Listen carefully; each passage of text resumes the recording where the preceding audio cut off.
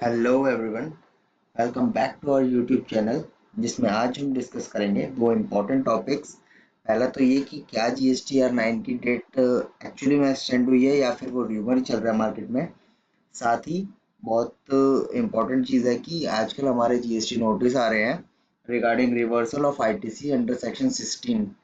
तो चलिए देखते हैं कि एक्चुअली में सेक्शन 16 किस चीज़ के बारे में बात करता है, साथ ही हमें क्या कंडीशंस फुलफिल करनी है जिससे कि हमारा आईटीसी भी रिवर्सल ना हो। और आगे बढ़ते हुए देखते हैं कि इसमें क्या क्या कंडीशंस और एलिजिबिलिटी क्राइटेरिया दिया गया है। तो चलिए स्टार्ट करते हैं। तो चलिए बात करते हैं जीएसटी 9 की डेट एक्सटेंशन के बारे में। तो नोटिफिकेशन नंबर 80/2020 सेंट्रल टैक्स की, जो कि 28 अक्टूबर 2020 को आई है, जिसमें कि कहा गया कि जो सेक्शन 44 में जीएसटी 9 हमें भरनी होती है रजिस्टर्ड टैक्स पेयर को, तो अभी उसकी फाइनेंशियल ईयर 18-19 के लिए डेट एक्सटेंड करी थी 31 अक्टूबर, जो फर्दर अब एक्सटेंड कर दी गई है 31 दिसंबर 2020 तक। तो ये तो रहा आपका जीएसटी 9 से रिलेटेड। साथ ही देखते हैं कि अब हमारा जो सेक्शन 16 में जो नोटिस आ रहे हैं रिवर्सल ऑफ आईटीसी से रिलेटेड, तो ये है क्या बेसिकली। तो चैप्टर 5 हमारा सीजीएसटी एक्ट 2017 का बात करता है। आपका सेक्शन 16 से स्टार्ट होता है, जो कि आपका आईटीसी के बारे में बात करता है। बेसिकली इसमें कुछ कंडीशंस दी गई हैं कि हमें क्या क्या कंडीशंस सेटिस्फाई करनी है फॉर टेकिंग आईटीसी। अब ये आईटीसी है हमारा इनपुट टैक्स क्रेडिट, जो कि हम किसी भी वेंडर को पे करते हैं for the purchase of goods and services. तो ये जब एक रजिस्टर्ड टैक्स पेयर क्लेम करता है तो उसे किन बातों का ध्यान रखना है, तो चलिए देखते हैं। पहले सबसे पहली कंडीशन यही है कि कोई भी रजिस्टर्ड पर्सन है, किसी भी चीज़ का वो आईटीसी ले रहा है in respect of any purchase of goods and services, तो उसे सबसे पहले क्या करना है कि जो भी वो परचेज कर रहा है साथ में उसका टैक्स इनवॉइस या डेबिट नोट उसके पास हो। ऐसा नहीं कि कोई भी वो परचेज कर रहा है तो उस परचेज के बेसिस पे वो आईटीसी क्लेम करे। उसके पास एक वैलिड टैक्स इनवॉइस होना चाहिए। जैसा कि आप हमारी पिछली वीडियो में भी देख सकते हैं कि वैलिड ई इनवॉइस क्या हो सकता है। तो उसकी भी सर्टेन कंडीशंस है जो कि डिफाइन करी गई हैं जीएसटी लॉ में। तो उन सब कंडीशंस को देखते हुए हमें पहले ये वेरीफाई करना है कि वो एक वैलिड टैक्स इनवॉइस हो जिसके अगेंस्ट में कोई भी गुड्स एंड सर्विसेज हम प्रोक्योर कर रहे हैं। नेक्स्ट कंडीशन है कि अभी हम देखते हैं कि कुछ चीज़ें ऐसी होती हैं जो लॉट्स में मिलती है हमें, जिसके साथ आप कह सकते हैं कोई डिलीवरी चालान वगैरह आता है। तो उन कंडीशंस में क्या करना है हमें, जब एक क्योंकि हमारे पास मटेरियल जो आ रहा है वो लॉट्स में आ रहा है पर है अंडर वो वन इनवॉइस ही, तो हमें गुड्स के अगेंस्ट में वो कभी भी आईटीसी क्लेम नहीं करना। हमें ये देखना है कि जो उनका फाइनल इनवॉइस आ रहा है वो कब हमारी बुक्स में रिकॉर्ड हो रहा है। तो हमें जब भी आईटीसी क्लेम करना है उस इनवॉइस के बेसिस पे करना है, यानी कि अगर हम कहें कि जब उन गुड्स का फाइनल लॉट हमें रिसीव होगा, उसके साथ ही इनवॉइस आएगा हमारे साथ। तो जिस दिन हमें फाइनल लॉट रिसीव हो रहा है उस गुड्स के पार्ट का, तो उस दिन हमें इनवॉइस बेसिस पे वो आईटीसी क्लेम करना है। इसके बाद है कि ये जो गुड्स और सर्विसेज हैं, जनरली क्या होता है कि एक बायर होता है एक सेलर होता है। जो सेलर होता है वो बायर को गुड्स बेचता है और वो बायर उन गुड्स को एक्चुअली में रिसीव करता है या सर्विसेज अवेल करता है। उनके अगेंस्ट हमें आईटीसी मिलता है।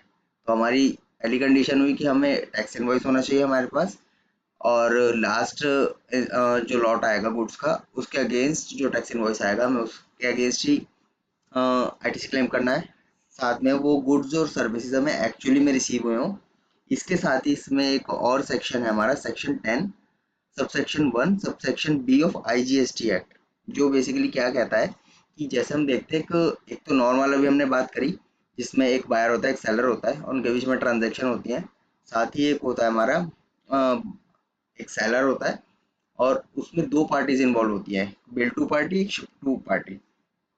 तो हमें क्या करना होता है, मान लीजिए अभी हमें किसी पार्टी का कॉन्ट्रैक्ट आया है जिसमें कि वो कहता है कि आप मुझे गुड्स न सप्लाई करके किसी थर्ड पार्टी को गुड्स सप्लाई कर दीजिए और आप बिलिंग मेरे नाम कर दीजिए, शिपिंग वहाँ पे कर दीजिए। तो उन केसेस में भी जो बिलिंग पार्टी है उसके लिए आईटीसी अवेलेबल होगा, जिससे कि वो आईटीसी लेके फर्दर बिलिंग करे थर्ड पार्टी को, और वो फिर थर्ड पार्टी आईटीसी ले ले। अब ये जैसे हमने पहले भी डिस्कस करा है कि आपके पास इनवॉइस होनी चाहिए, तभी आप आईटीसी अवेल कर सकते हैं। तो जैसे कि हमने अपनी पार्टी को इनवॉइस करी और मटेरियल सप्लाई करा थर्ड पार्टी को, और जब वो हमारी पार्टी उस थर्ड पार्टी को इनवॉइस करेगी, तब वो थर्ड पार्टी को आईटीसी बेनिफिट मिल जाएगा। इसके साथ ही जो हमारी पेमेंट होती है वो 180 डेज के अंदर हो जानी चाहिए किसी भी वेंडर की। बट इसमें हमारे जो वेंडर्स होते हैं जिन पे हम रिवर्स चार्ज पे टैक्स पे करते हैं, तो वो वाले वेंडर्स इसमें एक्सक्लूड हो जाएंगे। अब ये रिवर्स चार्ज एक्चुअली में क्या है, तो अभी मैं आपको थोड़ा ब्रीफ कर देता हूँ, बट इसके लिए हम अलग एक वीडियो बनाएंगे। इसमें रिवर्स चार्ज एक्चुअली कुछ नेगेटिव लिस्ट हैं जो कि गवर्नमेंट ने डिफाइन कर रखी है, जिसमें कुछ क्राइटेरिया है कि वो पर्सन्स जिनकी या तो टर्नओवर 20 लाख से 40 लाख से कम है अंडर जीएसटी, तो वो रजिस्टर्ड नहीं होते, और उनसे अगर हम कोई चीज़ परचेस करते हैं तो उनका टैक्स हमें रिवर्स चार्ज में पे करना पड़ता है। साथ ही एडवोकेट हो गए, एडवोकेट से आप कोई सर्विस लेते हैं, या कुछ नोटिफाइड पर्सन्स हैं, या आपकी ट्रांसपोर्ट एजेंसी कोई सर्विस देती है, तो उन सब पे आपको रिवर्स चार्ज बेसिस पे टैक्स पे करना होता है गवर्नमेंट को। उन सब इनवॉइसेस को छोड़ के नॉर्मल वेंडर से जो भी आप गुड्स एंड सर्विसेज परचेज कर रहे हैं, उसकी पेमेंट आपकी 180 डेज में हो जानी चाहिए from the date of such invoice.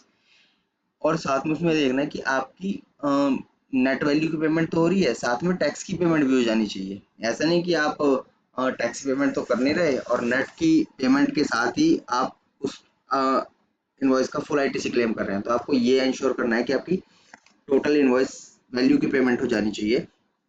इसके बाद हम देखना है कि अभी क्या होता है कि हमें हमने कोई इनवॉइस लिया, उसका आईटीसी लिया, पर किसी कारण से उसकी 180 डेज के अंदर पेमेंट नहीं हो पाई, और हमने उसका आईटीसी भी क्लेम कर रखा था। तो अभी जैसे इस कंडीशन में कहा गया कि 180 डेज के अंदर पेमेंट हो जानी चाहिए, तो अगर हमारी पेमेंट नहीं हुई है तो हमें वो जीएसटी रूल्स के हिसाब से रिवर्स करना पड़ता है। अब जब हमने रिवर्स कर दिया, तो हमने एक्चुअली में पेमेंट भी कर दिया है, मटेरियल भी आ गया, इनवॉइस भी है वैलिड, तो हमें आईटीसी तो मिलना चाहिए। तो इसके लिए गवर्नमेंट ने क्या कहा, एक तो आपका है कि आप इनवॉइस बेसिस पे और सारी कंडीशंस सेटिस्फाई हो जाए तो आईटीसी ले लीजिए, पर अगर 180 डेज के बाद आप पेमेंट कर रहे हैं तो आपको आईटीसी भी रिवर्स करना है विद इंटरेस्ट। तो उस केस में जब आप आईटीसी रिवर्स कर देते हैं, तो जब भी आप पेमेंट करते हैं उसके बाद 180 डेज के बाद, तो आप पेमेंट बेसिस पे भी आईटीसी क्लेम कर सकते हैं, क्योंकि आपको अल्टीमेटली आईटीसी तो मिलना ही है, बट आपने कंडीशन सेटिस्फाई नहीं करी है कुछ, तो इसलिए आपको रिवर्स करना पड़ा है। बाकी आईटीसी आपको मिलेगा, वो पेमेंट बेसिस पे आपको अवेलेबल होगा जब पेमेंट कर देंगे उसके बाद। इसके बाद वो जो आपका सेलर है प्लस आप दोनों एक वैलिड रिटर्न भी आपको फाइल करनी है आईटीसी क्लेम करने के लिए। आपको सेक्शन 39 के अंडर रिटर्न जीएसटीआर 3 भी फाइल करनी है, साथ में GSTR 1 under section 37 and GSTR 2 under section 38 seller और बायर को अपनी अपनी रिटर्न फाइल कर देनी। इसके बाद ये जो टैक्स आप अपने वेंडर को दे रहे हैं, वो टैक्स उसे एक्चुअल में गवर्नमेंट को पे भी करना है। वो कैसे करेगा, वो अंडर सेक्शन 39 जैसे हमने बताया अभी कि इसमें जीएसटी 3B के बारे में डिटेल्स है कि आपको जब गवर्नमेंट को पेमेंट करनी है, तो उसके लिए आप एक जीएसटीआर 3B फॉर्म है जीएसटी में, जिसके थ्रू आप जीएसटी पेमेंट करते हैं गवर्नमेंट को, और अपनी नेट टैक्स लायबिलिटी आप वहाँ पे बताते हैं कि हमारे इस महीने में इतनी ट्रांजैक्शंस हुई हैं और उस पर इतना टैक्स बनता है, तो वो आपका पे हो जाना चाहिए। उसके बाद ही आपका रिसिपिएंट को आईटीसी अवेलेबल होगा।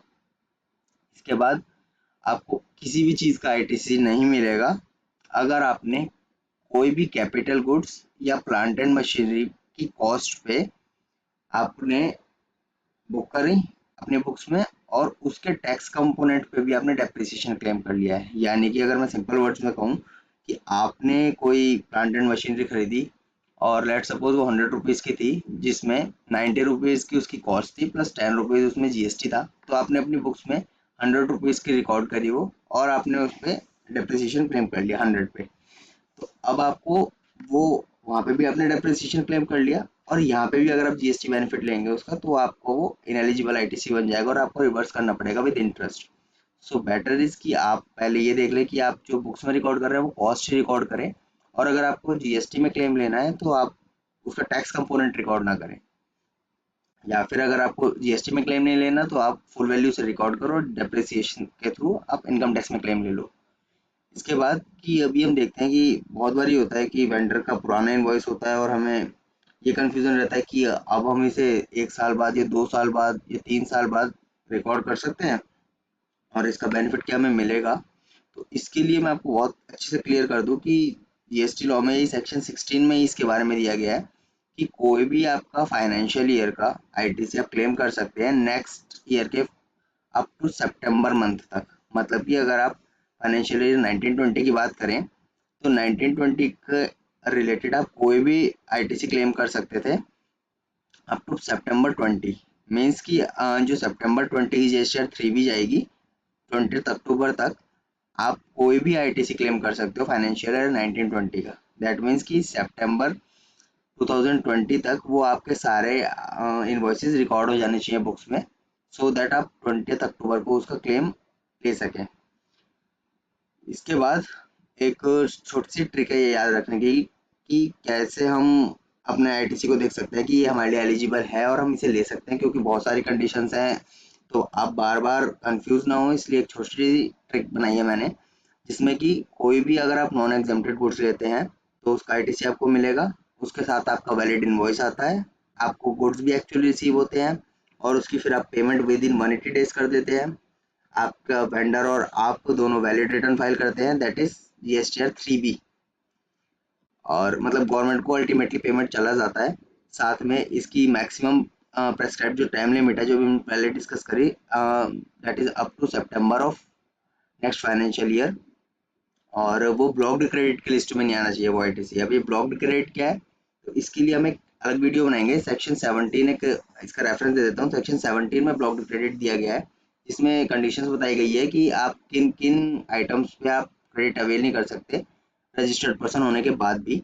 इसके बाद आपका जो आईटीसी है वो डेप्रिसिएशन में आपने क्लेम ना कराओ और कोई भी फ्रॉडुलेंट एक्टिविटीज के अंतर्गत आपने कोई भी आईटीसी क्लेम ना कराओ। तो ये 9 कंडीशंस हैं।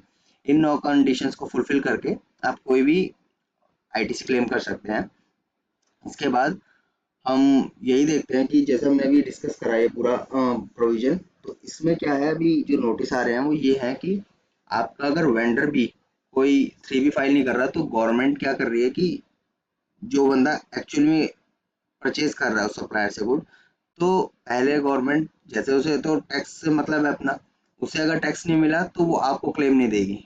तो आपको ये इंश्योर करना है कि कोई भी आप किसी वेंडर से अपनी आइटम परचेज कर रहे हैं तो साथ में उसकी एक 3B की कॉपी ज़रूर लें, जिससे क्या होगा कि आपके पास एक बेस रहेगा कि आपने इसके अगेंस्ट आईटीसी क्लेम करा है, कि आपको वैलिड इनवॉइस दे रहा है, आपका गुड्स भी एक्चुअली रिसीव हुए हैं, वो नॉन एग्जेम्प्टेड गुड्स है और वो वैलिड रिटर्न फाइल कर रहा है, और आपको जैसी कॉपी मिलेगी तो आपको ये बस ये देखना है कि आप 180 डेज में पेमेंट कर दीजिए उसे।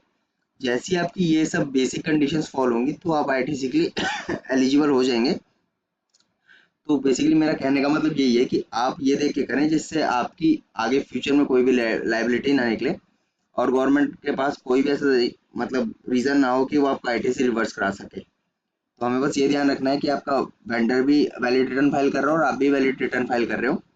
और ये ध्यान रखना कभी भी कि जीएसटीआर 1 से गवर्नमेंट अब ट्रैक नहीं कर रही, वो अब जीएसटीआर 3B से ट्रैक करेगी, जिसमें उसे एक्चुअली में फाइनल पेमेंट रिसीव हुई हो। जीएसटीआर 1 तो आपको ट्रैक करना ही है कि आपका जीएसटीआर 2A में दिख जाए, पर आपको जीएसटीआर 3B भी साथ में देखने की वो वेंडर आपका फाइल कर रहा हो। तो इसी के साथ आज की वीडियो ख़त्म करते हैं और अगले वीडियो की तरफ चलेंगे जल्द ही नए टॉपिक्स के साथ। तो अगर आपको वीडियो पसंद आई हो तो लाइक कमेंट शेयर जरूर करें और साथ में हमें बताएं कि और कौन सा टॉपिक है जिसमें हम आगे फर्दर भी डिस्कस कर सकते हैं। सो आज के लिए इतना ही, बाय।